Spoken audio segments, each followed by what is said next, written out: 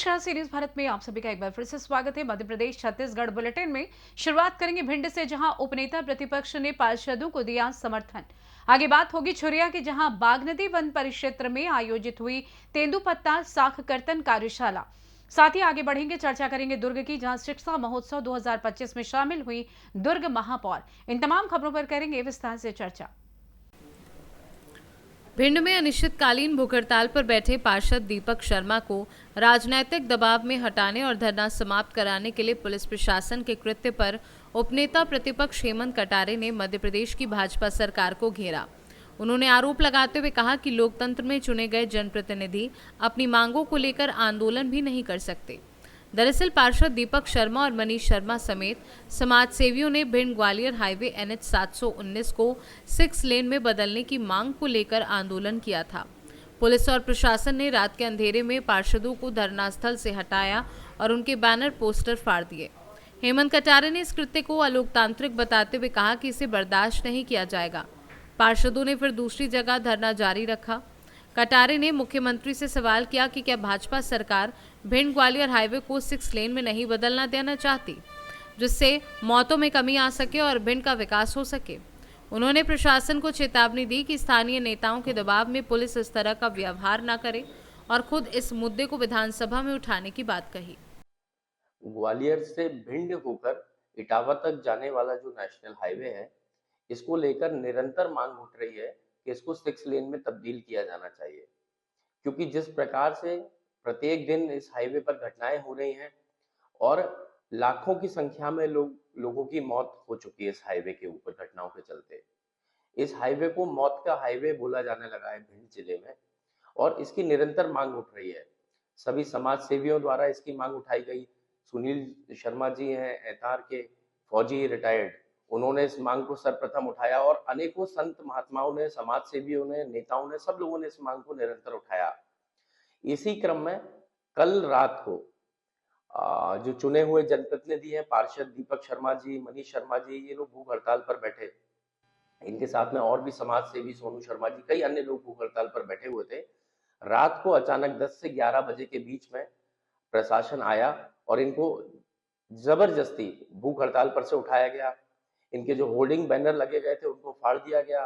Tent और मंच उखाड़ करके इनको एक तरीके से अलोकतांत्रिक व्यवहार इनके साथ किया गया और उस पूरी भूख हड़ताल को समाप्त करने का प्रयास किया गया। परंतु ये चुने हुए जनप्रतिनिधियों ने उसको समाप्त न करते हुए स्थान का परिवर्तन कर दिया। वह आज भी भूख हड़ताल उनकी निरंतर जारी है। भिंड से सी न्यूज संवाददाता विनोद शर्मा की रिपोर्ट। सड़क चिरचारी के वन विभाग डिपो में बागनदी वन परिक्षेत्र में आयोजित तेंदुपत्ता साक्षरता कार्यशाला में मुख्य अतिथि के रूप में उपस्थित छुरिया जनपद पंचायत अध्यक्ष संजय सिन्हा रहे। कार्यशाला का शुभारंभ छत्तीसगढ़ मेहतारी के तैलचित्र पर दीप प्रज्वलित कर किया गया। इस अवसर पर मुख्य रूप से भारतीय जनता पार्टी जिला उपाध्यक्ष चंद्रिका प्रसाद डडसेना, रामरतन गजभिये, उप प्रबंधक अभिषेक अग्रवाल, SDO मुख्य रूप से उपस्थित रहे। कार्यशाला को संबोधित करते हुए डडसेना ने कहा कि वन विभाग द्वारा संचालित अनेक योजनाओं को संग्राहकों को बताया गया।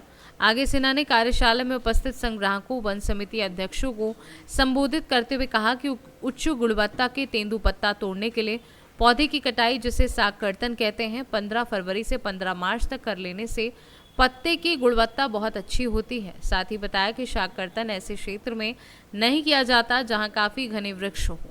शाककर्तन ऐसे क्षेत्र में नहीं किया जाता जहां काफी घने वृक्ष हो। शाककर्तन हेतु रापा, तेज धार वाली छोटी कुल्हाड़ी ही उपयुक्त होती है। छुरिया छत्तीसगढ़ से सी न्यूज संवाददाता राधेश्याम शर्मा की रिपोर्ट। भारतीय विश्वविद्यालय पोटिया रोड पुलगांव में शिक्षा, कला व साहित्य अकादमी छत्तीसगढ़ का वार्षिक सम्मेलन रखा गया, जिसमें अतिथि के रूप में महापौर अलका बागमार द्वारा जनप्रतिनिधियों के साथ पहुंचकर शिक्षा महोत्सव वार्षिक कैलेंडर का विमोचन किया। दुर्ग विधायक गजेंद्र यादव के द्वारा 175 शिक्षकों का सम्मान किया गया। इस दौरान कार्यक्रम मंच में विभिन्न प्रतिभाओं का शानदार प्रदर्शन व प्रस्तुति दी गई। बताएंगे प्रधानमंत्री आवास योजना को लेकर के जो छत्तीसगढ़ में दुर्ग जिला जो है दूसरे पायदान पर पहुंचा है और लगातार प्रधानमंत्री आवास जो बन रहे हैं, काफ़ी 90% लगभग बन चुके हैं। क्या कहना है आज जो दुर्ग जिला दूसरे पोजीशन पर पहुंचा है? सबसे पहले तो मैं हमारे माननीय प्रधानमंत्री नरेंद्र मोदी जी को धन्यवाद दूंगी। हमारे ज़िला के मुखिया हमारे प्रदेश के मुखिया माननीय मुख्यमंत्री जी को धन्यवाद देना चाहूँगी कि उन्होंने सरकार बनते ही छत्तीसगढ़ में सरकार बनते ही प्रधानमंत्री आवास पे काम करना चालू किए।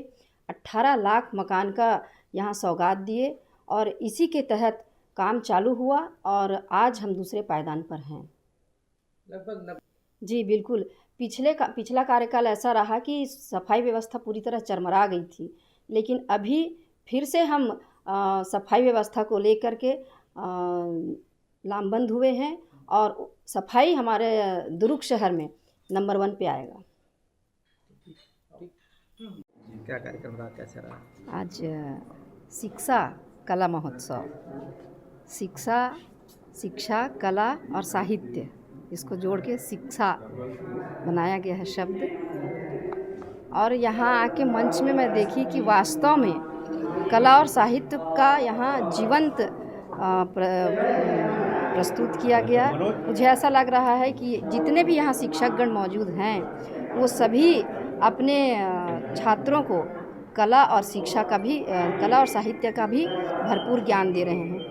तो इससे क्या होगा, हमारे जो आने वाले भविष्य हैं, जो हमारे बच्चे हैं, उनको शिक्षा के साथ साथ कला और साहित्य का भी ज्ञान मिलेगा, जो अति आवश्यक है, उनके भविष्य के लिए बहुत ज़रूरी है। उसके साथ ही साथ इसी के माध्यम से संस्कार भी बच्चों को मिलेगा।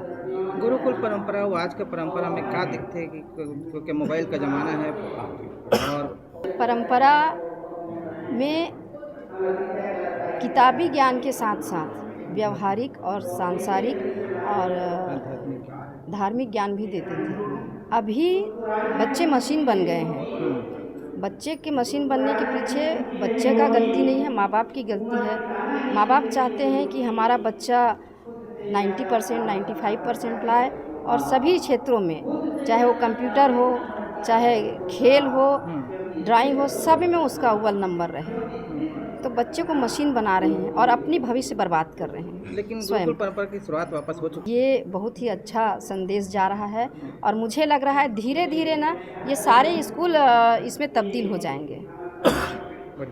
आज शिक्षा कला साहित्य अकादमी द्वारा, हमारी संस्था के द्वारा आज शिक्षा महोत्सव का आयोजन किया जा रहा है, जिसमें हमारा संस्था का उद्देश्य शिक्षक वृंद एवं विद्यार्थियों के सर्वांगीण विकास के लिए संस्था बनी है। और आज हम लोग लगभग 175 शिक्षक साथियों को हम सम्मान करने जा रहे हैं, जिसमें शिक्षक श्री सम्मान, शिक्षक श्री दूत सम्मान, शिक्षक ज्ञानदीप सम्मान से हम नवाजे जाएंगे यहाँ पर। और यहाँ पर लगभग छत्तीसगढ़ से बस्तर, कांकेर, जांजगीर, चांपा, बिलासपुर, राजनांदगांव, बालोद, दुर्ग अंचल, बिलाईगढ़, बलौदा बाजार से भी हमारे सदस्यगण पहुँचे हैं और आज का कार्यक्रम सम्मान समारोह रखा गया।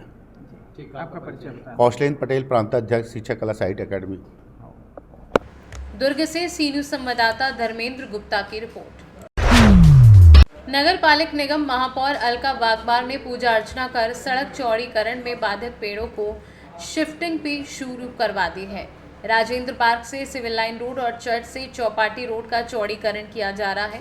इसके लिए चर्च के सामने लगे पीपल और पार्क के सामने लगे 2 कोहा के पेड़ को हटाकर शिफ्ट किया गया। बता दें, नदी रोड पर भी यातायात को व्यवस्थित करने सड़क किनारे लगे बरगद के पेड़ को हटवाकर इन पेड़ों को ढकड़ा बांध में शिफ्ट किया जा रहा है। महापौर अलका वाघमार ने कहा कि पर्यावरण को देखते हुए वृक्षों को बचाना, इस पर नगर निगम प्रशासन द्वारा उक्त पेड़ों को काटने के बजाय पेड़ों को डगड़ा बांध में शिफ्ट करने की योजना बनाई गई है। पर्यावरण को देखते हुए वृक्षों का बचाना, पर्यावरण को देखते हुए वृक्षों को बचाना हमारे लिए बहुत जरूरी है। क्योंकि रोड चौड़ीकरण हो रहा है और चौड़ीकरण में पेड़ बीच में आ रहा है, लेकिन हमको पेड़ को भी सुरक्षित रखना है और रोड को भी चौड़ा करना है। इस वजह से पेड़ को यहाँ से निकाल के दूसरे जगह ठगड़ा बांध में अपन इसको लगाएंगे, ताकि पर्यावरण भी सुरक्षित रहे और अपना रोड भी चौड़ा हो। दुर्ग से सी न्यूज संवाददाता धर्मेंद्र गुप्ता की रिपोर्ट। विदिशा जिले के ग्राम जैतपुरा गांव से बड़ी खबर सामने आ रही है, जिसमें ग्राम जैतपुरा निवासी रामविलास ठाकुर की पत्नी की कुल्हाड़ी मारकर हत्या कर दी गई। अज्ञात कारणों के चलते रामविलास ठाकुर की पत्नी की हत्या कर दी गई है। पुलिस पूरे मामले की तस्दीफ कर रही है और मौके पर जांच में जुटी है। इस संबंध में मृतक रानी ठाकुर के पति रामविलास ठाकुर का कहना है कि खेत पर गया हुआ था। जब मैं खेत से घर आया तो मैं अपनी पत्नी को आवाज़ लगाया, परंतु जब पत्नी ने आवाज़ नहीं सुनी तो मैं घर के अंदर आया और मैंने देखा कि मेरी पत्नी अच्छी अवस्था में पड़ी है। पास में उसकी कुल्हाड़ी पड़ी थी और वह खून से लथपथ थी। तुरंत हमने इसकी जानकारी स्थानीय पुलिस को दी। इस संबंध में अतिरिक्त पुलिस अधीक्षक प्रशांत चौबे का कहना है कि हमें जानकारी प्राप्त हुई है कि विदिशा जिले के ग्राम जैतपुरा गांव में किसी महिला की कुल्हाड़ी मारकर हत्या कर दी गई है। पुलिस मौके पर पहुंच चुकी है और बारीकी से जांच की जा रही है। जल्द से जल्द आरोपी को पकड़ लेंगे। मेरा नाम रामविलास शीन है। रामविलास शीन नाम है। कहाँ का गांव, कौन सा गांव है? जैतपुरा गांव का निवासी हूँ। आप सरपंच भी रह चुके? हाँ, सरपंच जनपद रह चुके हैं। सर, क्या हो गया आज आपके घर पे? सुबह मैं चला गया था अपने आदमियों को लेकर, खेत पर मोटर डाल रहे थे हम। तो वहाँ से खेत से लौट के आए तो मैंने पत्नी को आवाज़ दी, तो वो आवाज़ सुनाई नहीं दी। मैं अंदर आया, अंदर मैंने देखा तो वो जो है उसके गले में कुल्हाड़ी लगी थी जो है, और कमरे में पड़ी थी अचेत अवस्था में। अब ये पता नहीं है कैसे घटी है। आपने सूचना दी पुलिस को? हाँ, दी थी सूचना, और मैंने जब मेरा आदमी भी साथ था तो यहाँ पर फिर बहुत सारे लोग इकट्ठे हो गए। ठीक सर, क्या मामला? ये जैतपुरा गांव में एक हत्या का अपराध हुआ है, जिसमें अभी सूचना मिली थी। लगभग 1 घंटे पहले पुलिस को पता चला था, तो हमारी एफएसएल टीम, फिंगरप्रिंट की टीम, डॉग स्क्वाड और हमारे टीआई साहब, सीएसपी साहब, हमारी पूरी टीम यहाँ पे आई है, इन्वेस्टिगेशन कर रही है। मुख्य रूप से जो महिला है 35 ईयर्स की है, और इनके हस्बैंड जो है, उनका कहना है कि वो गए थे खेत पर मशीन ठीक करने के लिए। लौट के आए तो उन्होंने जब किचन में आके खोला दरवाज़ा तो मृत पड़ी हुई थी, और उनका जो है कुल्हाड़ी वहाँ पे पड़ी हुई थी, और खून का काफ़ी सारा खून उसमें निकला है। और प्रथम दृष्टया घर चूँकि इस प्रकार से गांव के अंदर बना हुआ है, और गांव के अंदर यहाँ आवाजाही कम है लोगों की, और ये चूँकि इसमें इनका एक डॉग भी है इनके घर में, जो कि वैसे बता रहे हैं कि बाहर ही लोगों को आने नहीं देता, भूखता है। इनकी बच्ची जो है वो भी करीब 20-22 साल की होगी, वो भी सामने ही बाथरूम में नहा रही। 10 मिनट के लिए वो अंदर गई थी बाथरूम में, उस दौरान उसका कहना है कि ऐसी घटना हुई है। तो सारी संभावनाओं पे हम लोग काम कर रहे हैं, और बहुत जल्दी। विदिशा से सी न्यूज़ संवाददाता सुनील अग्रवाल की रिपोर्ट। फिलहाल के लिए इस खास बुलेटिन में बस इतना ही। देश दुनिया की तमाम बड़ी खबरों को जानने के लिए जुड़े रहिए सी न्यूज़ भारत के साथ। हर खबर आपके साथ, आपके हाथ।